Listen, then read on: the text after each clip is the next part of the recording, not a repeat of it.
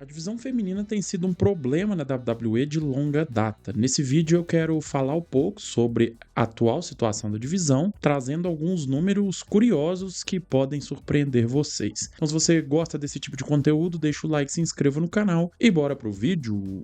Então, hoje é domingo, dia 26 de julho de 2026, fiquei uma semana inteira sem conseguir gravar nada, tentando descansar, me recuperar um pouco, mas assisti a programação da WWE e fui fazendo algumas anotações dentro das minhas possibilidades para poder trazer aqui para vocês este vídeo. Então vamos lá, a divisão feminina tem sido um problema muito sério na WWE nesses últimos meses, não vou colocar anos, mas especificamente nos últimos meses, porque a construção das histórias tem sido um grande problema. A gente sabe que a WWE tem hoje talvez o seu melhor roster feminino da história. Ela nunca teve tantas lutadoras qualificadas como tem hoje e cada vez mais a divisão feminina vai se enchendo de lutadoras talentosas, porque hoje elas recebem o mesmo tratamento que os homens, elas treinam da mesma forma que os homens treinam e a evolução da divisão feminina nos últimos anos fez com que a gente tivesse essa divisão fantástica que a gente tem hoje com tantos talentos. E aí que é o ponto preocupante, a WWE tem talentos demais para a divisão e ela não sabe aproveitar nenhuma delas.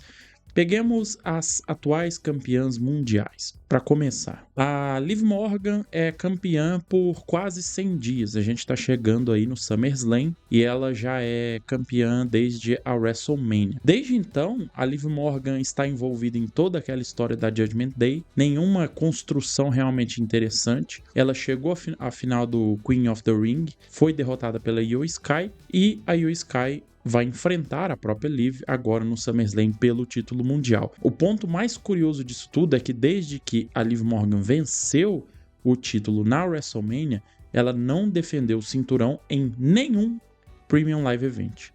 Em nenhuma situação o título foi defendido. O título só foi defendido em house shows e desde então ela só tem carregado o título sem defender de fato em shows televisionados. E aí surgem muitas críticas em cima dela, que ela está sendo uma campeã chata, uma campeã cansativa. E de fato, é cansativo você ver toda semana aquela mesma história da Judgment Day, que também ninguém aguenta mais, o grupo, que já deveria ter acabado há muito tempo, com aquela história de romance entre ela e o Dominic, e a Raquel Rodrigues e a Roxanne meio perdidonas ali, sem ter o que fazer, que fica toda aquela situação que não vai para lugar nenhum. O grupo já deveria ter sido encerrado e cada um seguido o seu caminho. Isso prejudicou um pouco também o reinado da Liv, que fica presa nesse romance com o Dominic, e toda a construção que poderia ser feita em cima de um título mundial acaba ficando de lado, dando prioridade para uma história de romance. E a Liv se atracou com a Io Sky nesses últimos meses, desde que ela perdeu o Queen of the Ring para a Io, mas nada muito interessante, não houve uma construção realmente interessante. Eu acredito que sim, a gente vai ter um grande combate, porque são duas excelentes lutadoras, mas a história não foi contada de fato. Tudo foi muito vago, foi uma história muito rasa, sem profundidade, sem momentos interessantes, e isso faz com que a campeã se torne cansativa, e seria qualquer outra lutadora que tivesse um reinado de quase 100 dias e que nunca defendesse o cinturão, se tornaria cansativa. Então, o problema não é a Liv, o problema é a forma com que a WWE tem levado esse reinado dela. Do outro lado, a gente tem a Rhea Ripley, que é a atual campeã feminina no SmackDown, que aí também existe a questão da lesão, que acabou deixando ela afastada, mas a WWE não tirou o título dela oficialmente e criou uma forma de dar o título para alguma outra lutadora do SmackDown de forma interina. As lutadoras que vão participar do combate são a Tiffany Stratton, a Jade Cargill, a Chelsea Green, a Charlotte Flair e a Julia ou a Lash Legend. Muito provavelmente deve ser a Julia. Então, assim, é pouco, sabe? A gente tem o principal título, os dois principais títulos femininos, um sendo defendido em uma história muito rasa, muito vazia, sem muita profundidade, vindo de um reinado terrivelmente fraco, de quase 100 dias, sem nenhuma defesa de título mundial nesse período. E do outro lado, 5 lutadoras que foram colocadas aleatoriamente num combate de escadas para definir a campeã interina do título feminino do SmackDown. E aí a gente sabe o que isso vai acontecer. A campeã, a vencedora desse combate, vai carregar o título até o dia que a Rhea Ripley retornar. A Rhea Ripley vai se proclamar a verdadeira campeã, as duas vão se enfrentar para ver quem é a verdadeira campeã e toda aquela história que a gente já tá cansado de saber. É uma história que a WWE sempre faz quando tem essa questão do campeão interino, enfim.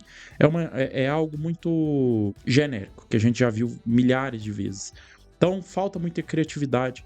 Poderiam ter dropado o título, tirado o título da Rhea Ripley, feito um torneio, fizessem o combate de escadas, que tem a tendência que seja um grande combate. De novo, o problema não são as lutadoras, é a forma com que a WWE tem tratado cada uma delas e dado uma profundidade maior para esse campeonato, para esses combates, para esse combate pelo título, para que não fosse um combate para definir o campeão interino, a campeã interina, que fosse um combate para definir a campeã mundial feminina do SmackDown e pronto. E a partir daí construíssem uma nova história e deixe a Rhea Ripley voltar e correr atrás do prejuízo. A Rhea Ripley, como eu disse, a gente tem que levar em consideração a questão da lesão, mas ela só defendeu o título dela também em uma ocasião no Clash in Italy contra a Jade Cargill, também no reinado de quase 100 dias. O título de duplas está com a Fatal Influence, que conquistou o título depois de derrotar a Brie e a Paige. Agora a Nikki Bella retornou e as três se juntaram para enfrentar a Fatal Influence no SummerSlam,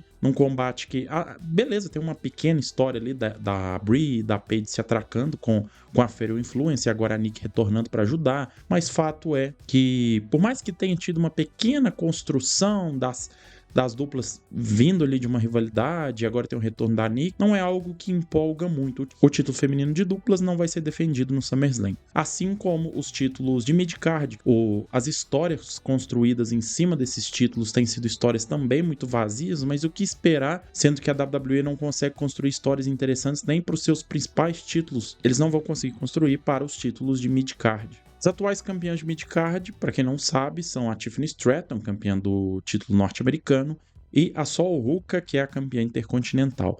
A Tiffany é campeã há pouco mais de 90 dias e ela defendeu o título em 3 ocasiões, não em Premium Live Events. Ela defendeu o título em um Premium Live Event, que foi no Night of Champions contra a Jade Cargill, e ela defendeu o título no SmackDown em 2 ocasiões, sendo uma diante da Kiana James e a outra diante da Lash Legend. Enquanto que a Sol Ruka é campeã por pouco mais de 50 dias, defendeu o título uma vez contra a Lyra Valkyria no SmackDown e a outra contra a Raquel Rodrigues no Raw. A Tiffany e a Sol Ruka carregam esses cinturões como se fossem meros acessórios que não agregam em nada. Os títulos de midcard, quando eles foram criados, me geraram uma esperança de que a WWE iria trabalhar melhor em cima dos títulos femininos e dar mais oportunidades, mais histórias.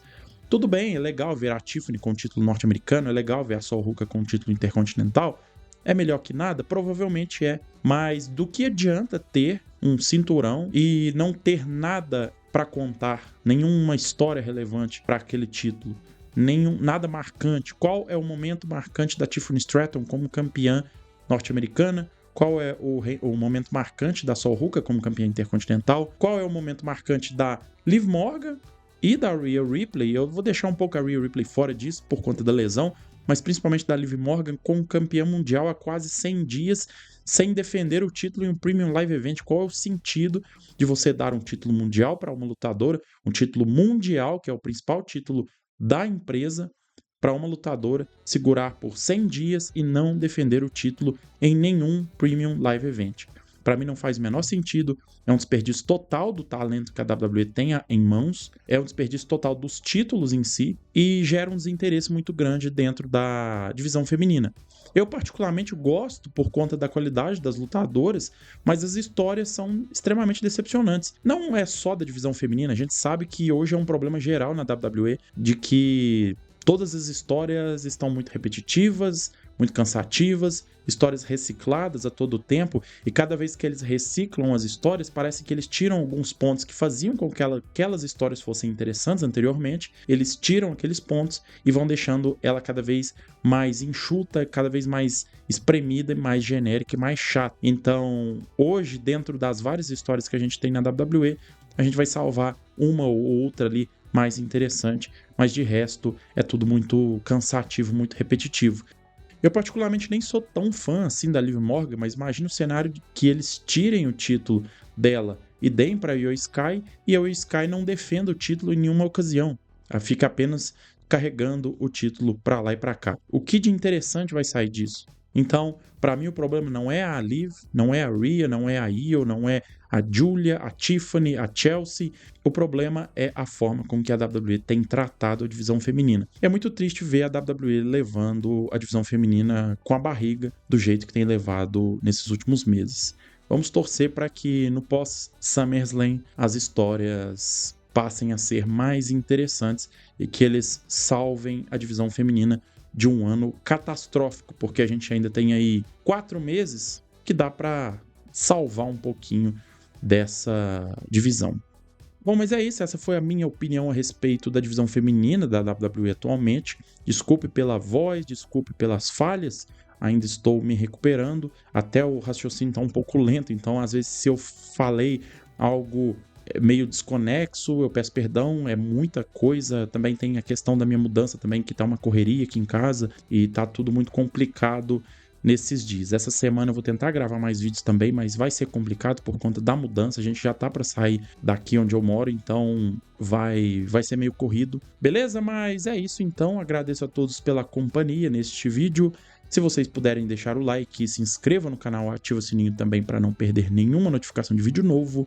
A gente se vê no próximo vídeo. Valeu!